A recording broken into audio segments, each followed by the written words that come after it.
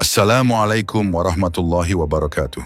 Saudaraku, pernahkah kau bayangkan sebuah kota suci yang seluruh jalannya dipenuhi cairan anggur, kendi-kendi khamr pecah di mana-mana. Suara takbir bergema bukan karena perang, tapi karena ketaatan. Tangisan turun bukan karena luka, tapi karena cinta. Cinta kepada Allah yang memadamkan hasrat demi surga. Inilah kisah yang mengguncang langit dan bumi. Kisah tentang larangan khamr dalam Islam yang tak turun sekaligus, tapi dibimbing perlahan seperti fajar yang memecah malam. Diceritakan dalam Surah Al-Baqarah ayat 219, Surah An-Nisa ayat 43, dan disempurnakan dalam Surah Al-Ma'idah ayat 90 hingga 91. Allah menurunkan larangan khamr bertahap hingga tak tersisa setetes pun di kota Madinah. Sumber kisah ini juga tercatat dalam riwayat Sahih Bukhari dan Sahih Muslim, bahwa para sahabat seperti Umar bin Khattab, Ali bin Abi Thalib, dan banyak lainnya langsung memecahkan kendi dan menyatakan, "Intahaina ya Rabb, kami berhenti ya Allah." Ini bukan sekadar kisah hukum, ini adalah kisah cinta antara wahyu dan hati yang berserah. Jadi pastikan kamu simak hingga akhir. Cerita ini akan membuka mata kita bahwa ketaatan bukan dimulai dari larangan, tapi dari kesadaran. Jangan lupa untuk klik tombol like, subscribe, dan aktifkan lonceng notifikasi agar tidak ketinggalan kisah-kisah Islam yang penuh hikmah dan inspirasi setiap minggunya. Mari kita mulai kisah ini. Langit Madinah mulai cerah. Waktu itu, Islam sedang tumbuh, bukan hanya sebagai agama, tapi sebagai cahaya yang menyelinap perlahan ke dalam hati manusia. Namun cahaya itu belum menyentuh semua ruang. Masih ada satu sudut yang gelap, satu kebiasaan lama yang menggantung di ambang perubahan. Khamr, minuman keras yang memabukkan. Di zaman jahiliyah, khamr bukan sekadar kebiasaan. Ia adalah gaya hidup. Para penyair Arab memujinya dalam syair-syair megah. Para pemuka kabilah menyambut tamu dengan kendi khamr sebagai lambang kehormatan. Anak muda meminumnya dalam pesta, orang tua meneguknya dalam duka. Ia menjadi teman sejati di waktu sepi, di saat gelisah, dan bahkan saat merayakan kemenangan. Madinah pun tak lepas dari budaya ini. Walau Islam telah datang dan membawa perubahan, kendi-kendi khamr masih banyak tersimpan di rumah-rumah. Para sahabat yang telah masuk Islam masih menyimpan minuman itu, bahkan meminumnya, sebab belum ada satu pun ayat yang melarang secara tegas. Rasulullah tidak langsung mengharamkannya. Beliau tahu, membasmi budaya yang mengakar selama puluhan tahun tidak bisa dengan pedang, tapi dengan proses, dengan bimbingan wahyu, dengan pendidikan batin. Islam bukan agama yang memaksa, tapi yang menyentuh. Hingga suatu hari seorang sahabat yang jujur hatinya datang kepada Rasulullah. Wajahnya cemas, suaranya pelan namun dalam. "Wahai Rasulullah, kami telah mengimani ayat-ayat Allah. Kami telah berhijrah. Kami telah meninggalkan rumah, keluarga, dan harta. Tapi khamr, minuman itu masih kami sentuh. Apa pandangan Allah tentang khamr?" Pertanyaan itu menggetarkan. Ia bukan datang dari rasa ingin tahu, tapi dari kerinduan untuk dibimbing.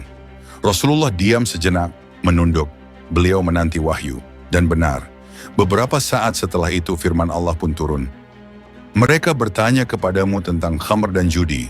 Katakanlah, pada keduanya terdapat dosa besar dan beberapa manfaat bagi manusia. Tetapi dosa keduanya lebih besar daripada manfaatnya." Surah Al-Baqarah ayat 219. Ayat itu turun bukan sebagai larangan, tapi sebagai peringatan batin. Allah tidak berkata, "Jangan minum." Tapi Allah menanamkan logika surgawi. Apa gunanya sesuatu yang memberi manfaat sedikit jika ia mengandung dosa yang lebih besar? Para sahabat pun mulai gelisah. Mereka saling bertanya, apa maksud ayat ini? Apakah kami harus berhenti minum? Apakah Allah telah mulai membenci khamr? Rumah demi rumah mulai berubah. Di sudut-sudut pasar, kendi khamr yang dulu dipajang dengan bangga, kini disimpan di pojok-pojok gelap. Ada yang mulai malu meneguknya. Ada yang hanya menatap gelasnya dalam diam. Bahkan ada yang memecahkannya sambil bergetar. "Aku tidak ingin menyentuh lagi apa yang dosanya lebih besar dari manfaatnya." Namun tidak semua berubah. Sebagian sahabat masih berkata, Ayat ini belum melarang, tidak ada kata haram. Kami hanya akan berhenti jika Allah melarang dengan jelas. Dan Rasulullah tidak menyalahkan mereka. Beliau tidak menghardik, tidak juga menuntut. Karena beliau tahu, iman adalah perjalanan yang sedang mengalir dalam penuh kasih sayang. Malam-malam Madinah berubah. Jika dulu pesta-pesta khamr berlangsung riuh, kini mulai sunyi. Tidak ada lagi tawa keras yang menggema hingga fajar. Yang tersisa hanyalah bisikan hati. Apakah Allah ridha aku masih minum ini? Ayat itu menjadi cermin. Ia tidak memaksa menjauh, tapi membuat setiap tegukan terasa pahit. Bukan di lidah, tapi di hati. Hari itu Madinah belum kehilangan khamr. Tapi umat Islam telah menemukan cahaya pertamanya menuju perpisahan. Sebab ketika hati telah bersuara, larangan tinggal menunggu waktu. Dan para sahabat pun bersiap, menanti kapan Allah akan berkata, "Cukup, sekarang waktunya kau tinggalkan." Setelah turunnya ayat dalam surah Al-Baqarah, sebagian sahabat mulai menjauh dari khamr. Tapi beberapa masih menyentuhnya. Mereka berusaha menyesuaikan, minum jauh dari waktu salat, agar tak menyalahi iman yang telah mereka peluk. Namun hari itu tiba, hari yang membuka kenyataan pahit bahwa mabuk bukan hanya membuat lupa, tapi bisa menodai sesuatu yang jauh lebih suci, salat. Dikisahkan dalam hadis syahih dan berbagai riwayat, suatu ketika ada seorang sahabat yang sedang berada dalam keadaan mabuk, namun tetap maju mengimami salat. Ia berdiri di depan para makmum, mengangkat tangan, mengucap takbir, lalu mulai membaca ayat Al-Quran. Tapi apa yang keluar dari lisannya bukanlah kalimat yang benar, ia keliru. Lafaz ayat-ayat suci terdengar kacau, arti berubah, makna terdistorsi. Para makmum gemetar, wajah mereka pucat, tapi mereka tidak bisa menghentikannya. Mereka diam, menyelesaikan salat dalam kengerian. Setelah selesai, kabar itu menyebar cepat. Rasulullah mendengarnya. Dan tak lama, langit pun menurunkan peringatan yang kedua. Wahai orang-orang yang beriman, janganlah kamu mendekati salat ketika kamu dalam keadaan mabuk, hingga kamu sadar apa yang kamu ucapkan. Surah An-Nisa ayat 43. Ayat ini menampar hati para sahabat. Kata-kata Allah bukan lagi sekadar peringatan, tapi pagar yang jelas. Khamr telah mencemari ibadah terbesar seorang hamba. Bagaimana mungkin aku berdiri menghadap Allah sementara akalku tidak sempurna? Bisik seorang sahabat. Sejak hari itu para sahabat mulai mengatur waktu dengan cemas. Mereka menghitung kapan bisa minum agar mabuknya tak sampai ke waktu salat. Sebagian mulai merasa khamr lebih menyusahkan daripada menyenangkan. Aku ingin minum, tapi bagaimana jika aku tertidur dan melewatkan salat? Yang lain menjawab, aku takut lidahku mencemarkan ayat-ayat Tuhanku. Perlahan, khamr tak lagi jadi hiburan, tapi jadi ketakutan. Rumah-rumah di Madinah mulai berubah lagi.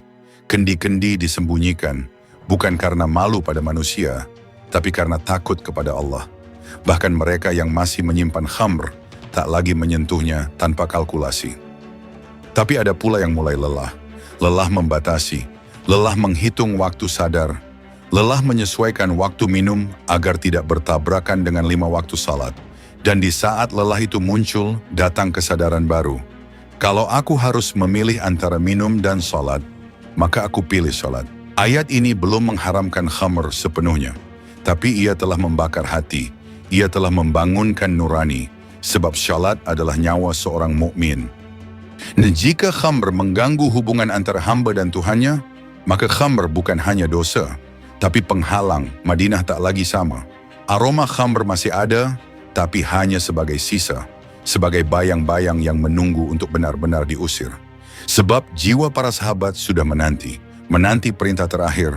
Dan ketika waktu itu tiba, mereka siap untuk berkata, cukup, kami berhenti. Suatu malam, suara pertengkaran terdengar dari sebuah rumah di Madinah. Sejumlah sahabat duduk bersama dalam perjamuan seperti biasa.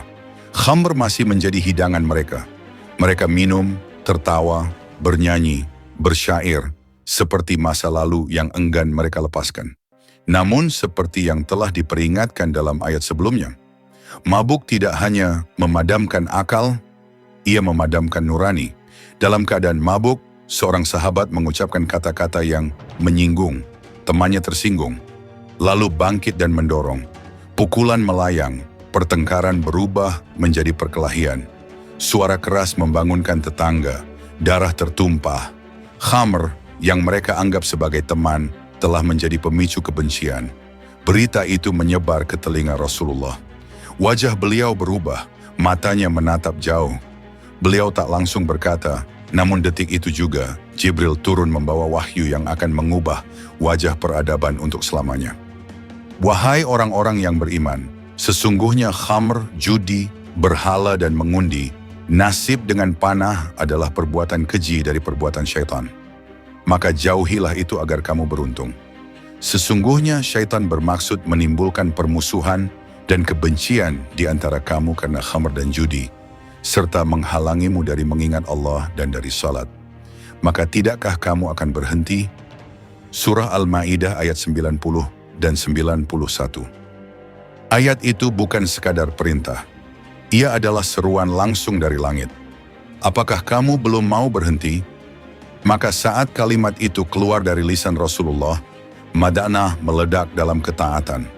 Para sahabat tidak menunggu fatwa, tidak pula minta penjelasan. Mereka tidak bertanya, apakah ini benar-benar haram atau bolehkah disimpan untuk dijual kepada orang kafir? Tidak, mereka bergerak. Umar bin Khattab berdiri dan berteriak, Intahaina, intahaina, kami berhenti ya Allah, kami berhenti. Rumah-rumah berubah jadi ladang ketaatan. Para wanita menuangkan khamr ke jalan, para pemuda memecahkan botol anggur, para tetua menyeret kendi dan menghancurkannya satu persatu. Jalan Madinah berubah menjadi sungai khamr. Bau menyengat memenuhi udara. Tapi tidak ada yang menyesal. Tidak ada yang menoleh ke belakang. Tak ada satu rumah pun yang masih menyimpan khamr. Bahkan yang paling miskin, yang menyimpannya sebagai satu-satunya hiburan di malam hari, mereka pun ikut menuangkannya ke tanah. Para sahabat saling berteriak, cepat, pecahkan kendi kalian, wahyu telah turun. Anak-anak kecil ikut serta. Mereka menendang botol-botol pecah. Para istri menangis haru karena akhirnya suami-suami mereka berhenti menyentuh minuman setan itu. Madinah hari itu seperti lautan cahaya.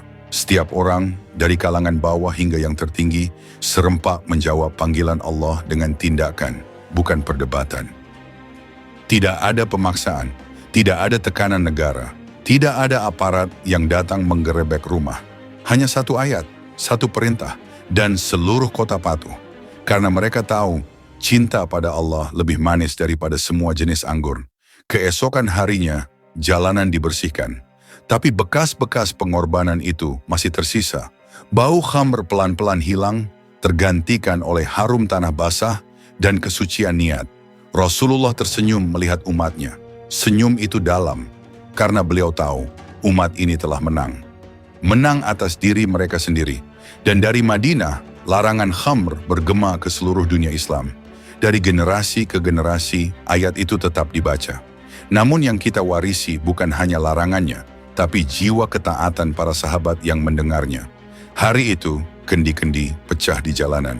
Tapi yang sebenarnya pecah adalah belenggu hawa nafsu. Dan yang tumbuh dari pecahan itu adalah umat yang merdeka di bawah cahaya wahyu.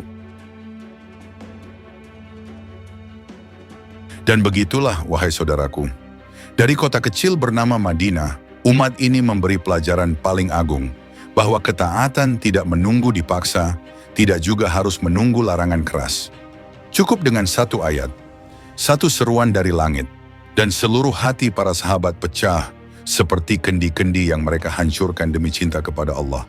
Mereka tak bertanya, apakah ini logis? Apakah ini wajib? Apa hukumnya menurut mazhabku? Tidak, mereka hanya berkata, kami dengar dan kami taat. Intahaina ya Rabb, kami berhenti ya Allah. Hari itu bukan sekadar hari larangan khamr, tapi hari ketika cinta kepada Allah mengalahkan kebiasaan yang paling dalam. Hari ketika kota dipenuhi aroma anggur yang dibuang demi mendapatkan bau surga.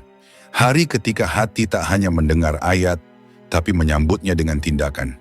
Kita hari ini mungkin tidak menyimpan khamr di rak-rak rumah. Tapi masihkah kita menyimpan kebiasaan lama yang Allah tidak sukai? Jika para sahabat mau menghancurkan kendi demi ayat yang baru turun, bisakah kita menghancurkan ego demi ayat yang sudah kita hafal sejak kecil?